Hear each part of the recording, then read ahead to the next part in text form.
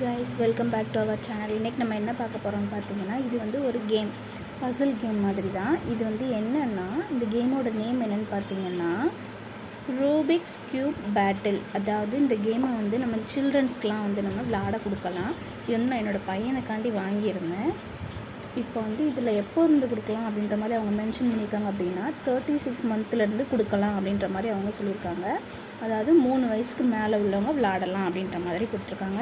இதில் என்னெல்லாம் வரும்னு பார்த்தீங்கன்னா இந்த மாதிரி ஒரு வுட்டன் போர்டு, அப்புறம் வந்து இந்த மாதிரி ஒரு க்யூப்ஸு, கலர்ஸ் க்யூப்ஸு, அப்புறம் வந்து இந்த மாதிரி பசில் கார்ட்ஸ்லாம் வரும். நாங்கள் இந்த கேம் எப்படி விளையாடுறதுன்றதை பார்க்கலாம்.